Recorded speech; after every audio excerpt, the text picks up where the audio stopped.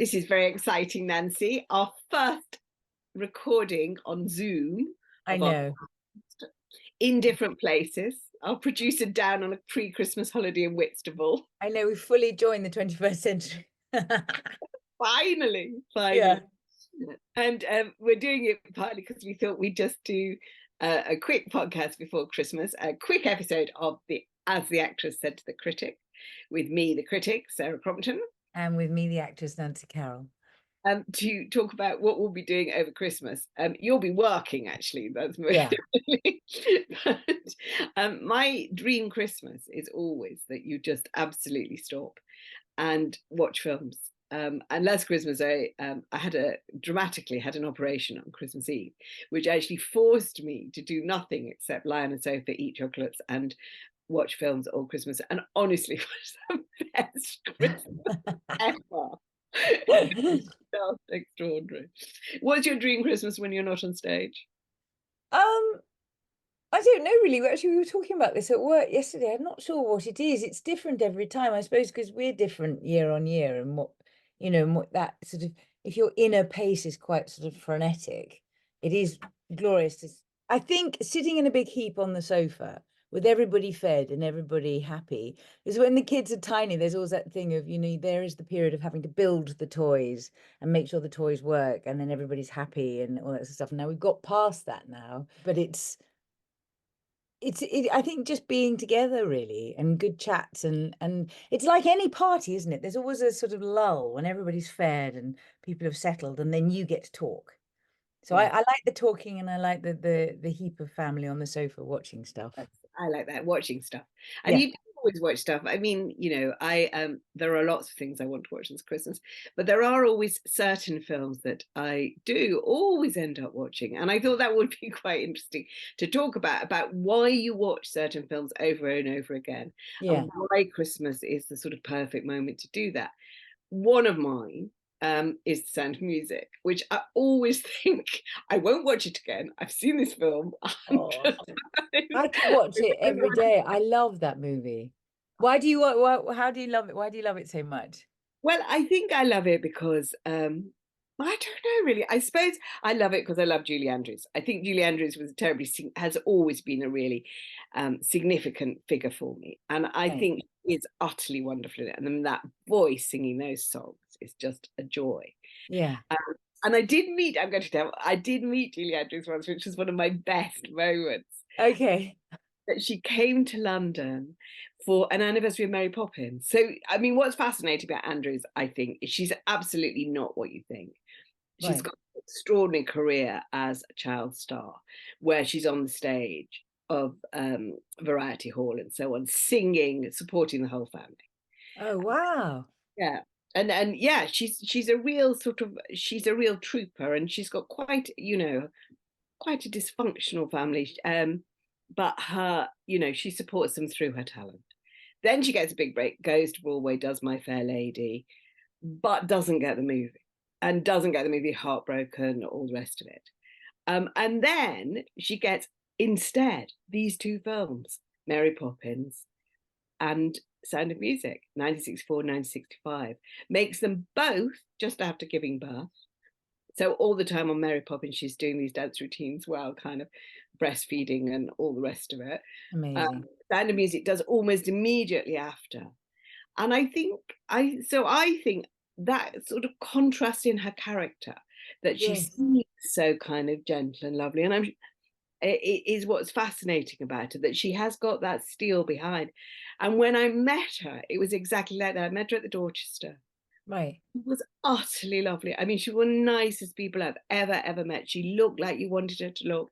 She was this kind of very welcoming, quite starry, beautiful flowers in the room, macaroons on the table, everything very, very beautiful, exactly like an all-star Hollywood star. But, poured the tea herself and was very, very, very friendly. And we talked a lot about musicals and stuff. And she was just wonderful. But you could see when I was asking questions that she didn't want to answer, you just saw that kind of absolute steel Yeah, behind yeah, yeah. um, her smile, and not in a horrid way, but just the Very title. clear. Yeah, very, very clear. Yeah. And I admire and love her enormously. And I think the reason I love the film is it's got something of the same quality. You think it's all saccharine. You Yeah. think it's all going up the Alps and singing beautiful songs. But of course it's got two incredibly difficult, complicated stories going on. Yeah. So it's got the story of a woman who thinks she has a vacation, doesn't have a vacation, and falls in love with a man who is essentially unsuitable for her. Right. I think that's the interesting thing about that love story. All the time, he's trying to marry Eleanor Powell's countess, but actually, because he knows she's the right social class, she knows that she'll support him, and Maria is not the right wife. No, no. That kind of very, very tangled love story with her feeling she needs to devote her life to God in any case, and I love that. Yeah, yeah. You've got the rise of the Nazis, which is documented with remarkable clarity Yeah. and chill. I mean, the way that film gets darker and darker and darker. Yeah. Astonishing, I think. Yeah. But it really is a great film. I love it. I mean, but also I think musical films are very, very interesting because sometimes if you're lucky, you'll get one or two that you remember, or you might love the film but don't really remember the music. What's rare is when you can, which is why they have those Sound of Music sing-along performances, across the country. Every single film is brilliant. Every single song, rather, is brilliant and completely memorable. And I did read an interview. I've always been slightly obsessed with Christopher Plummer, and Also, and he was apparently desperate to sing right. and had to sort of audition for them and was very heartbroken. I mean, possibly momentarily heartbroken when they said actually he couldn't. Yes, because I mean, I must commend to everybody Julie Andrews' autobiographies because they are riveting about her Oh, life. really? Okay. They're written in that kind of, she's very nice about everybody, but Yeah, yeah, they're fascinating books. And she says that when they were all in Salzburg filming, she was at home with the baby and her first husband. He was out in the hotel bars playing the piano at nights because he trained, which according to her, as a classical musician, which Oh, I didn't wow. know. And so that would have made him desperate to Yeah, yeah, yeah. really. The Really other odd. thing is that when they did the wedding scene, and she says this in the book, and all the congregation sing Edelweiss, Yeah. people making the film had this kind of mental block where they thought that the congregation were all extras from the Salzburg area, would know Edelweiss because it was a traditional Austrian song. But it isn't a traditional Austrian song. It's a song that Rodgers and Hammerstein wrote for the show. Oh, really? Okay. They had to send them all off for training, singing sessions very quickly before they shot the film. I I love love the idea of an entire church going, no, we don't know the song. It was just very good. I always use, I mean, by the by, but this song, What Will This Day Be Like? I wonder. I always used to do it on the way to auditions. Like I was having my own soundtracks for getting off the bus. What will the future hold? Doesn't quite work with self-tapes, but but I just love it. And I think it's a, when lyrics and scores come together and just somehow tell a story so clearly that it resounds timelessly. And I think all of the songs from that film seem to do that. They absolutely capture this young, slightly anarchic heart that doesn't fit in a convent. And then the frustrations of this man who's got 6 kids, and it's a brilliant story. And then the fact that it's based on a true story and the real Von Trapps, and who I don't think escaped over the Alps, but there was No, some. they don't. They come out a different way. They do escape, but yes, it's not the same Yeah, route. Yeah, and I think that's true. It is, there is a song for every mood in the show, and it's also, I think, a film that is really better, in light of our behind the curtain idea that it's better than it usually is on stage. It's good on stage, it's yeah, still songs and it's wonderful.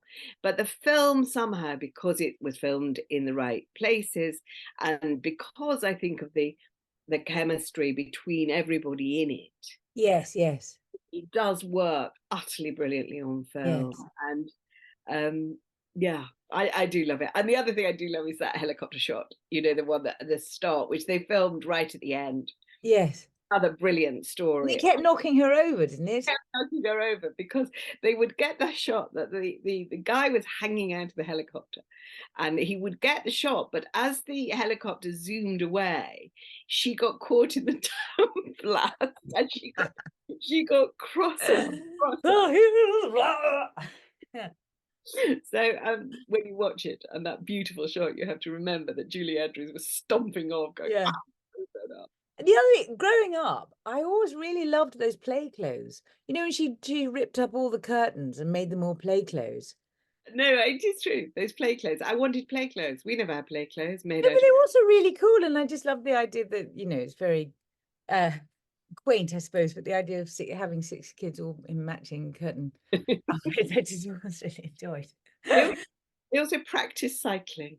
That's my other fact, that in order to cycle along in time to do re mi, they Oh actually yeah. practice doing that. It's a choreographed cycle, a rare And thing. how did she tell you that? No, yes, when she says it in the Bible. Oh, is it? Okay, okay. She's brilliant. It's a brilliant book, so I commend it. It's called, the first one is called Homework, which is her initial one, and the second one is called Home, where she's in Hollywood.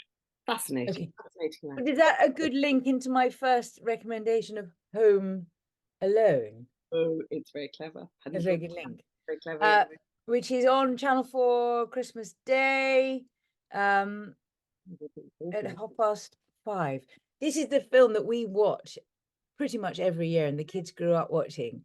I think we also had the kids were obsessed with Laurel and Hardy growing up, and I think there's so much of that sort of, you know, that Home Alone owes to those sort of old slapstick comedies. I mean, that's what's so beautiful about it with Macaulay Culkin, and I think quite a few of them are on over Christmas, because I can't remember how many there were in the end, maybe A 4. lot, yeah. Um, but I don't have any interesting stories about it. Just that's the one.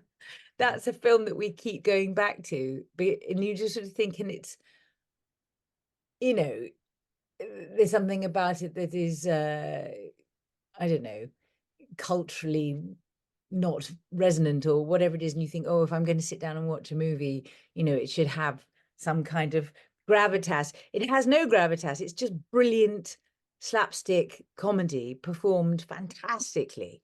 And that's one that we always return to. Does Home Alone sort of stand up, do you feel? I think because it's aimed at kids, it was never going to veer too far into an area that might, you know, become tricky at any other point. Well, the whole thing is based on a child being left by mistake Right. in an entirely different city to that of his family. So Every- that in itself could be quite triggering and awful. If you've ever been abandoned in a supermarket or forgotten at any point. So that should be the warning. Like, there are abandonment issue trigger moment, you know, dangers. But if you accept that it's a crazy comedy in which a child gets left in an entirely foreign city to that of his family, and then how he sort of survives aged 8, and then takes on 2 burglars and ends up succeeding in defending his family home to great effect. And then his mother suddenly realizes at some point in the journey that she's forgotten Kevin, and goes to, you know, and then travels back on Christmas Day with great difficulty to go and fetch her child. So, you know, the premise is really quite upsetting as a parent. You're like, how could you ever possibly forget your child? That's just insane. That So length of you accept time. all of that, and you accept the fact that the child is then in great danger because 2 sort of immoral thieves try to break into the house and take on the child. You know, all of that is also not great. But then if all of that is accepted, then it's a great physical, hilarious. Oh well, okay. So I have never seen Home Alone, so this is my Oh great. wow, okay. podcast. So I was like, there was trouble around when it came out, wasn't there? Because people said it was. I think people worried about the premise of it. I can't quite remember, but I remember Okay. being on a paper and sort of having to do stories about why Home Alone will corrupt our youth. So it must have had something in it that made people worry Oh, before I missed all of that. before it became a classic.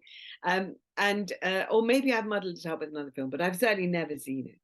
And so now I will watch it. That's quite But a it's great. interesting, all these things that you watch at very formative times of your life, and you know, that maybe you know, not bright enough to pick up on that initially. It's like I remember introducing a friend to The Princess Bride, which we've always watched again and again, and he said, I really struggle with the gender politics of the fact there's this woman waiting to be rescued, and you know, and you sort of think, oh yes, of course, I totally missed that. I was just sort of, you know, Well, totally miss it, and it's looking at it through different sort of perspectives, isn't it? And I think that is it. I love Princess Bride. I mean, Princess yeah, Bride I very often watch Christmas, and I yeah, think it is an amazing film. And you're right, when it came out, it just seemed like a funny, very funny send up of yeah, all those kind of traditional fairy tales. traditional fairy tales, heroine rescue movies. Now, with our different hats on, you see it slightly differently. And I think that, we've talked in previous episodes about the way that culture shifts down time. Yes, Actually, my second choice, which is Die Hard, which came right. out in 1998, Wow. it's a similarly culturally shifting film, I think. Yeah, Well, it is. I know it is because it did two. Well, it did about three things, but it certainly shifted the idea of what an action hero looked like, and right. it turned Bruce Willis, who I'd always had a sort of vague crush on, Yeah. because he was in this TV series called Moonlight. Oh, yeah, I remember Moonlighting. Yeah, yeah, very good. I adored with Sybil Shepherd, where he was a wisecracking Yeah, detective, and they had this on off love affair, and it was yeah, all amazing. very smart ass and smirky, and I adored it. I mean, I Yeah, I absolutely. did too. And he wasn't therefore obvious casting to come in as an action hero. So the first two people they approached were, well, the very first person they approached was bizarrely Frank Sinatra, who was 70, because To he'd play the played. Bruce Willis part. Yes, because he'd played. This is my really weird fact. He'd played that character, the detective, Right. in it's based on a novel in which he played the character in a film called The Detective, and there was a weird contractual glitch which meant if they adapted the sequel to The Detective, which they did to make Die Hard, then they had to offer Frank Sinatra the part, and he very wisely at 70 said, "I'm a bit old for this." And but they then went through all the Hollywood action heroes, so Right. Schwarzenegger and Stallone, and they all turned it down. So Willis comes in from left field and sort of changes the image of the action hero, because he keeps that kind of, I mean, that's why I love Die Hard. He keeps the kind of wisecracking, sort of slightly smart ass persona, Yeah, yeah, and yet he's also a physical hero, and he's also quite vulnerable. I mean, that's the yeah, other thing that's really appealing. Certainly, yeah, in the first film, that he just, he might fail. There's a sense of genuinely that he is outmatched and um, improvising and not really this figure who's going to save the world. And I yeah. think so. I think that's one reason Die Hard stands up well. That And it was, also you got Alan Rickman being in his first sort of baddie part, really, yeah, which is just, amazing. yeah. But and also I think because sometimes when the action heroes are after the loot or the glory or the whatever, but actually because Bruce Willis is trying to save his marriage, which Yeah, again, you know, it gives it weight, and no, he's brilliant. He's absolutely yeah. brilliant. The other thing that I was going to mention was Raiders of the Lost Ark, which is quite Right, interesting yes, because again, what Paul Freeman does in Raiders of the Lost Ark, who plays the Belgian archaeologist who's sort of been wooed by the Nazis to get his hands on the Ark. I mean, not only is he very, very beautiful, but he's not that we're objectifying at all, but the again, it's a baddie with vulnerability. It's a baddie who's sort of not quite in control. That he's just as lost as Indiana Jones, played by Harrison Ford. And the only story, there's a great story about the amazing, have you seen Raiders of the Lost Ark? Yes, yes, yes, hundreds. Okay, Yeah, so Raiders of the Lost Ark is on over Christmas on Boxing Day, Channel 4 at 6:50 apparently. And the scene where the guy comes out with all his swords and then he just looks at him and shoots him. yeah, Very famous scene. yeah. Apparently, I think I've got this right. Harrison Ford was supposed to do a big blah, blah, blah, blah thing with him, but had a tummy bug and didn't have any energy. Literally could just about stand up because he'd been up all night. So that's where that came from. He was just going to let the guy. So the guy was doing the ninja style thing, and he just shoots him because that's literally physically all he was capable of on that day of shooting. But actually, it's now iconic. It's a brilliant moment. But I loved the fact that, I mean, it's an interesting film to watch now. We're talking about sort of how prisms shift in terms of culturally and where we are in time. But to watch a film about an occupied country and to have all those different sort of components. You've got you've got the people who are digging for the Nazis, you've got the archaeologists who've moved in who are working for the Nazis, and then you've got the sort of Harrison Ford troupe, and they're all just trying to survive, Yeah. and no one's really sure about where those boundaries are, and nobody's safe. And that's what's so great about that scene with oh god, I'm going to get this wrong now. I always had such a girl crush on her, the one who plays the love interest. Hang on, Boxing Day. I have my radio times. Hang on, Boxing Day. Channel 4. Karen Allen, who plays Marion. Oh Um, yes, I like yes. who's just brilliant. Again, she's not a pushover. She's not like, oh, save me. When he goes to get her, because she's the daughter of his sort of great mentor, she's out drinking a Mongolian Hulk, and she's and that's a brilliant scene. She's damaged and sexy and bright, and they've got this history, and it's a really brilliant script. It was an early Spielberg, wasn't it? Yeah, but I do think one of the really so my other sort of thinking about what makes you watch classic films at Christmas. Yeah. One of the things that struck me is they're very often held, they're very often ensemble pieces. They might be held by a central charismatic performance, but very often a lot of very good actors doing a turn. So there is something, or giving up, doing a turn. I was thinking about Murder on the Orient Express, which I also watched last Christmas with Albert Finney, where the actors are very definitely doing a turn, including Sir John Gielgud. Yeah. But they're ensemble pieces. Sound of Music's an ensemble piece. Home Alone, Culkin's there. Everybody's really good in it. Die Hard definitely wouldn't be anything without Rickman. I think that really is.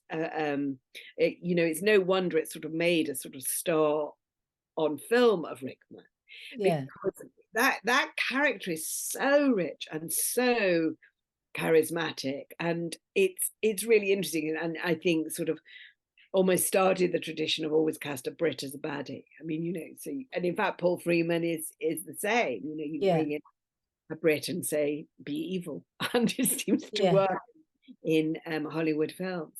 And I think that kind of tension that you build up in the ensemble is often brilliant, or equally, which goes into your next choice, two-star performances, because your next choice is is it Planes, Trains and Automobiles? It is, Nancy. You're starting with 10.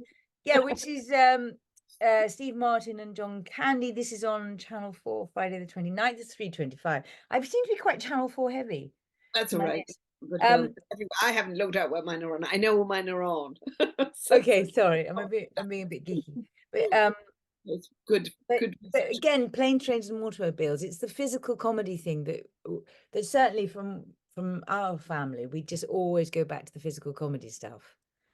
But Yeah. again, vulnerability, it's that thing, isn't it? And it's like, you know, they're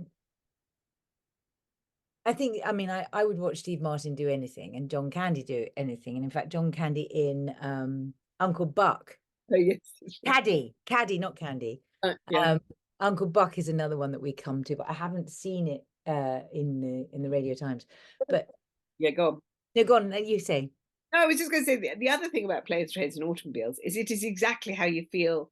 Well, it's exactly how you feel most of the time, but it's certainly how you feel at Christmas. That kind of Yeah, terrible sense of trying to get somewhere against the clock where everything's going wrong, and yeah, you're yeah, surrounded by people you don't necessarily like or want to be with. It's got an absolute sort of yeah, essential Christmas truth in it, and then of course, you know, it all yeah. changes. This warmth. It's I John don't Hughes know. at his best, I think, you know, as director and writer. I just think he was such a dominant figure in that period, John Hughes, of making movies. And he is so great. And those Yeah, performances, I mean, just Martin, well, both of them are just incredible, aren't they? yeah. And it's sort of, and I never expected the story of the wife at the end, Yeah, of John Caddy's wife. yeah. It was just sort of amazing. And those movies that you watch, a bit like I was thinking about the Bruce Willis performances, like in Sixth Sense. That was a very unexpected Bruce Willis performance. And but where you watch something and then you want to watch it again immediately to see where the clues were. Yeah. And but it's just very, very funny. I mean, we always our sort of I was saying to you before about those aren't pillows. The bit where they end up in bed together is a sort of family favorite line. That and you know, the Princess Bride. Hello, my name is Inigo Montoya. Because everybody repeats at various points over Christmas. But But it's also that kind of glorious odd couple quality that yes, exactly. it's now I've got a cup of tea. I always think it's um, you know, what gets me about it, it's like not the apartment, well, like the odd couple with John Yeah, Lemon, yeah, Jack Lemmon and Walter Matthau, yeah, that you know you have a slob and a fastidious man together. And growing up with a fastidious mother, I think I've always loved those things which sets one man's kind of neatness and prettiness and tidiness against somebody that you really wouldn't necessarily want to be in the same room as. And John Candy yes, fills that kind yeah, of quality, and that idea that you can in fact overcome these insuperable barriers of being together and being with someone you really don't want to be with, and yet finding a deeper meaning. I think is I always love that, and I think yes, again it's kind of got the warm glow of emotion that it's so appealing, I think. yes. Well, that's what John Caddy does again in Uncle Buck. You think that he's completely useless, and he's you know, and that you start the movie thinking or believing the hype of that his brother and wife have, which is you know that he's he's fallen off track. He's a useless family member. You know, the kids wouldn't be safe in his care and whatever. And of course, what happens is he ends up bringing the family back together again and getting wooing the daughter back into the family and saving her from being abused by the boyfriend and he's great, you know, and that you have the girlfriend. Oh God, I can't remember the name. That brilliant actress that plays Uncle Buck's girlfriend in Uncle Buck, who did loads of movies at that time with this slightly sort of high voice. No, she has this sort of anyway, gone off piece. But as you say, the sort of anomalies and you plays with our assumptions about people, and then you hold them up against people who are seemingly in control, seemingly on top of it, seemingly have their life together, and then you realize that they ultimately need each other to move forward into a better place, and so it's a very human story. She John Louisa Kelly, is that her name? Could John. be. Would be. Yeah. You've just done a little bit of research in the last 3 seconds. It's very clever. Very clever. Might be right, might be wrong. Yeah. Yeah, but it's that, you know, it is that the kind of great it is the emotional tug, isn't it? The emotional Yeah. tug in the Christmas movies. And it's interesting. My husband, Ikro, my husband, watches an awful lot of Christmas movies because he Right. doesn't really like films that are sad. Right. That Okay. causes some problems. But a lot of them now are quite carefully manipulated to be quite saccharine. I mean, I feel when I watch them with him that I could write a Christmas movie. You know, you have something that takes you apart, then something that brings you back together at Christmas, essentially. Yeah. But Which does that lead carefully into your next well, offering? it might do. I think the ones we've talked about all do that much more kind of organically. Yeah. Sound of Music, Home Alone, certainly Planes, Trains and Automobiles, Die Hard. They've got an emotional thing underneath, but they're not kind of manipulating it quite so obviously. Right. And that would certainly be true, yes, of my other choice, which is Yeah. Paddington 2, which is Paddington 2 seems to me to be almost a perfect film. I try to find fault with it, but I can't. I mean, it's a rare example, I think, of where the sequel is better than the first movie. The first movie is perfectly nice.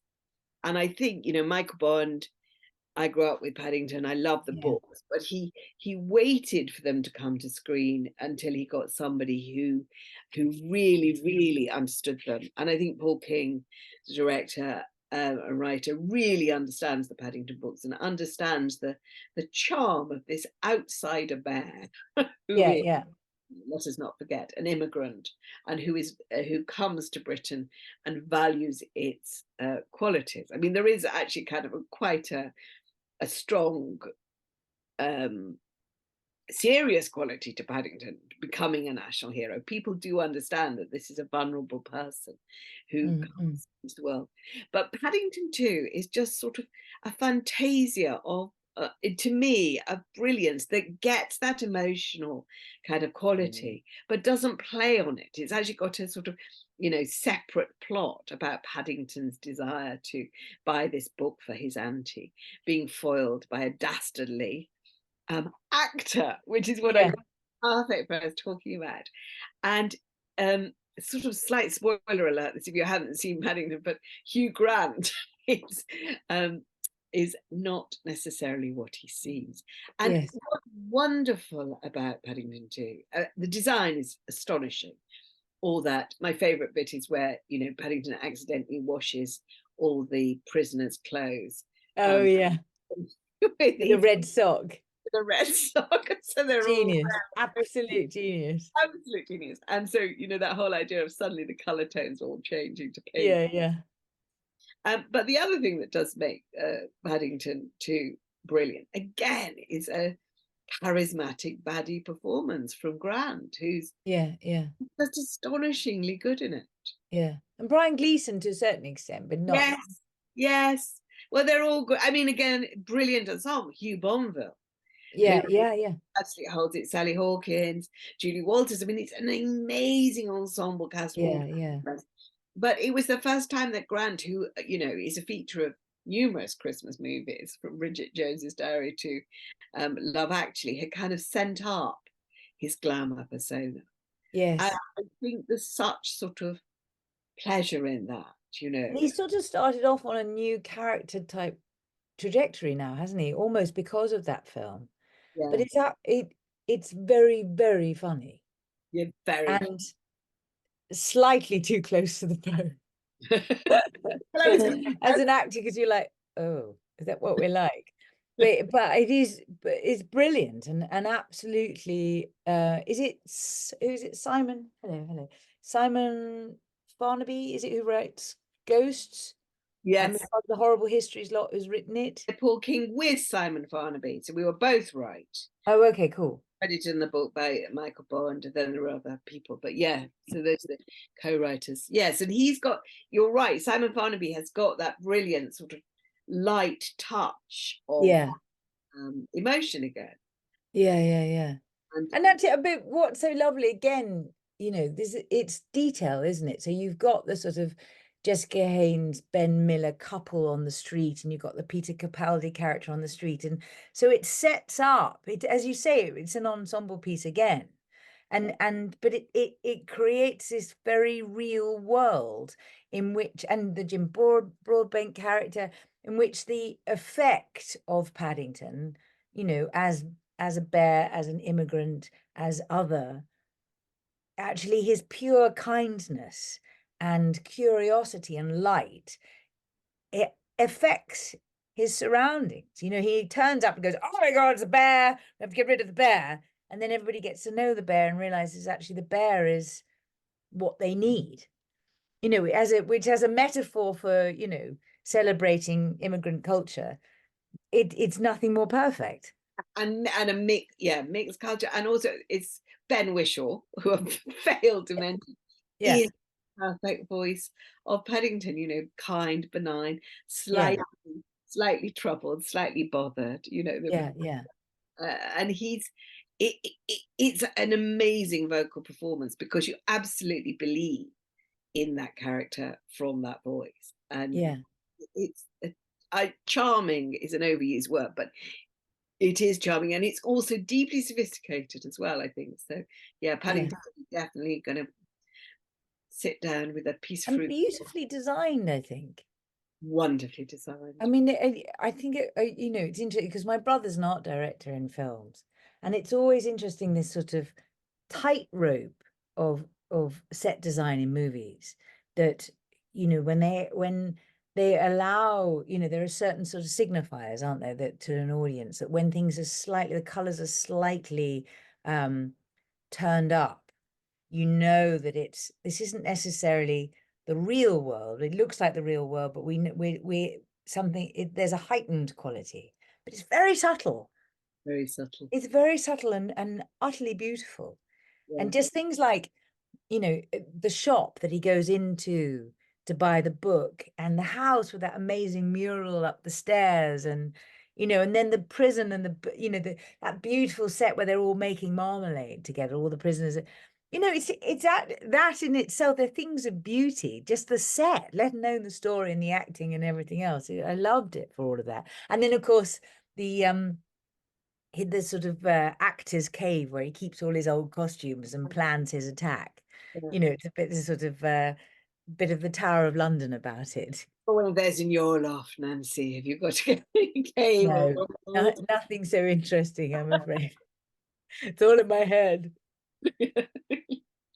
I've got one, an unexpected, yes. um, trying to, which I would love to be a Christmas traditional film, which is Hidden Figures, Ah, yes. with Octavia Spencer, which is about the African American women who worked for NASA, these extraordinary mathematicians who ended up allowing, um, it was 1969, was it?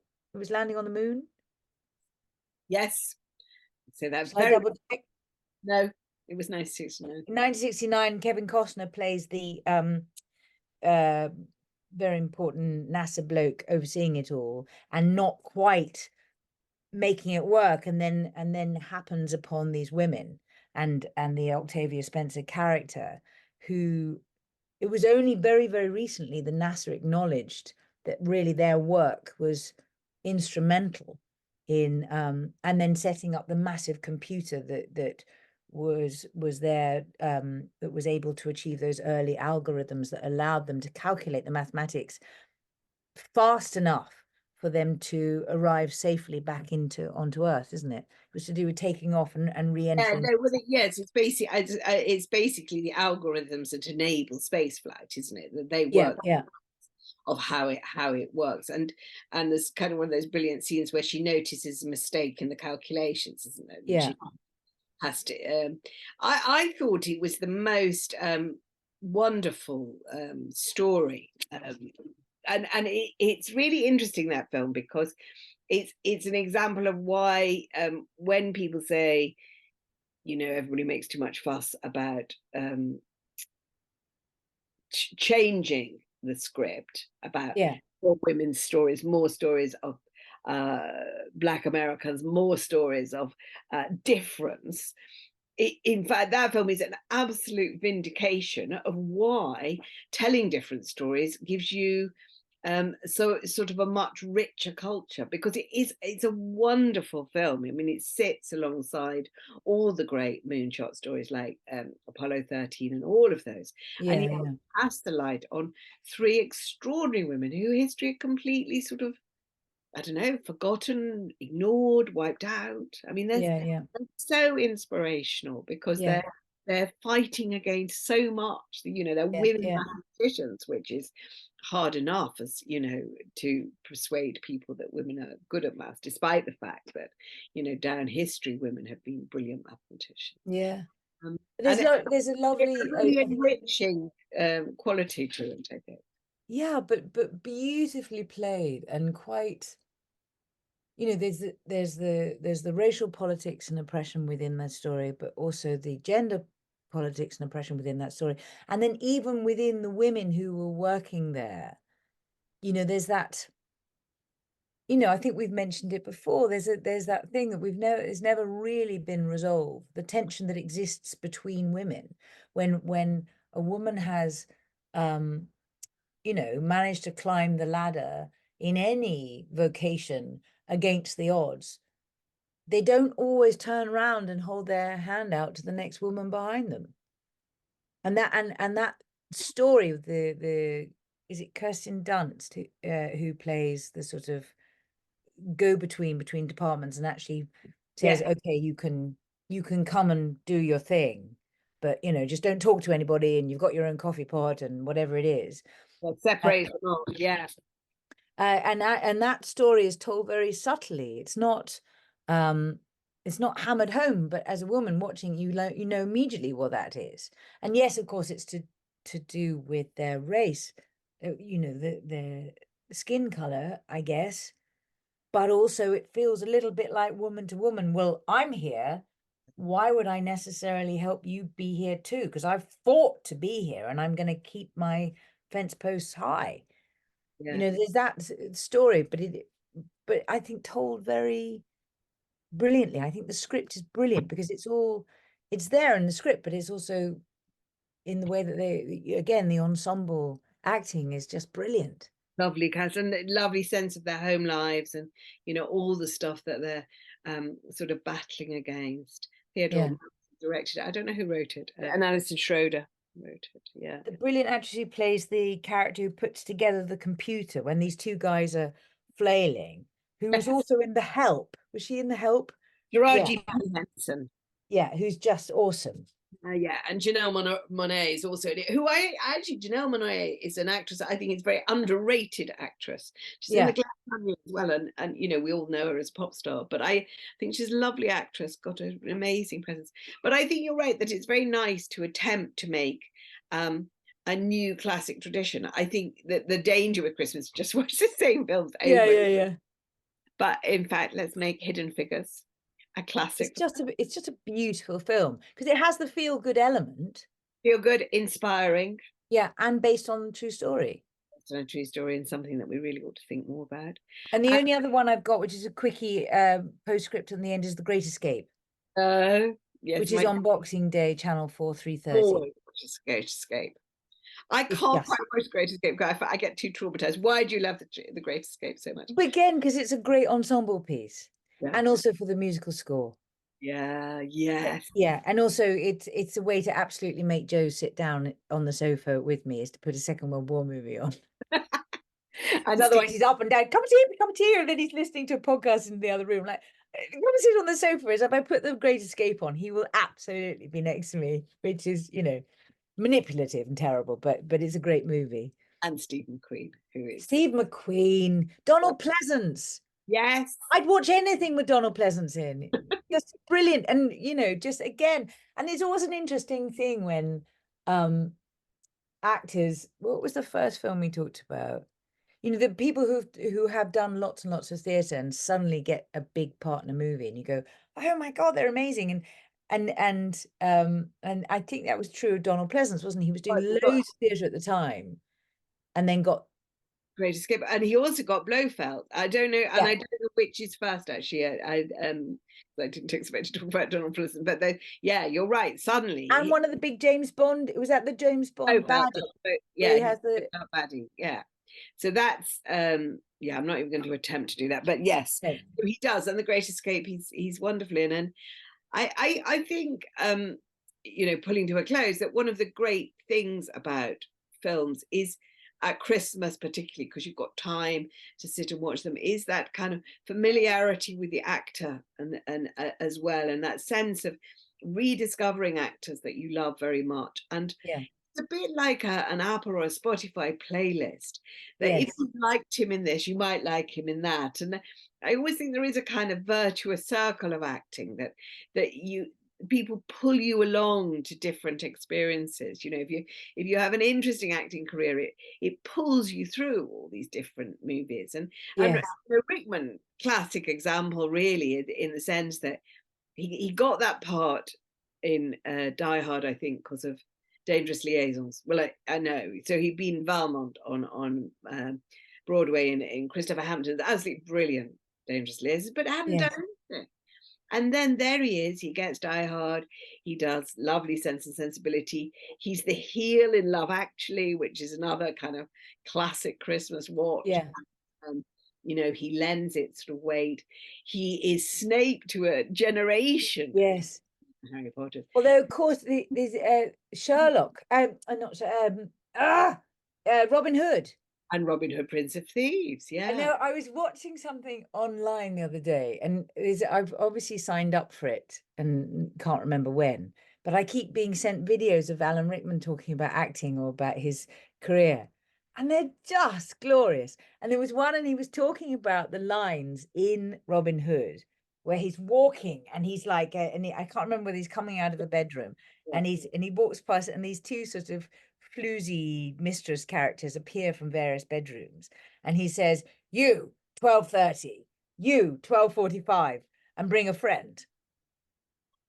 But then he was talking about where it came from, and he'd had some sort of, there was a bit of a conflab about the writing, and he made a suggestion about, the 12:30, 12:45, and then I think he said he read it to Ruby Wax, or someone like Ruby Wax, who was a They were great great mate of his. friends, weren't they? Yeah, Yeah. who said, he said, is this funny? And he read it to her, and he said, you 12:30, you 12:45, and she said, and bring a friend. And it's there is a Ruby Wax line, but it's just brilliant. But then, and cancel Christmas.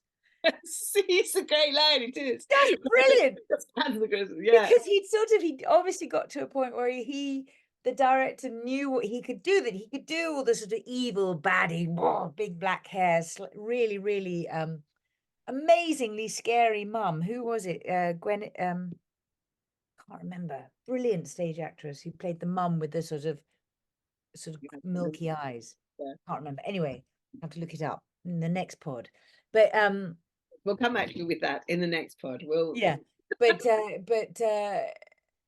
again, incredibly theatrical performance, but it's sort of so true and bonkers that you go with it. And it's brilliant. Yeah, poor Kevin Costner barely getting a look in this. I know. Definitely in that one, the baddie has all the best lines. Yeah. I mean, I'm now going to watch even more films over Christmas than I thought I was going to do. Yeah. So very nice way, I think, with cancel Christmas. Yeah. To end this podcast, and if you've enjoyed it, then do subscribe and do keep listening. We've got lots of plans for the new year, and we'll be here. And in the meantime, it's goodbye from us. From me, Nancy Carroll, the actress. And goodbye from me, Sarah Crompton, the critic. Happy Christmas.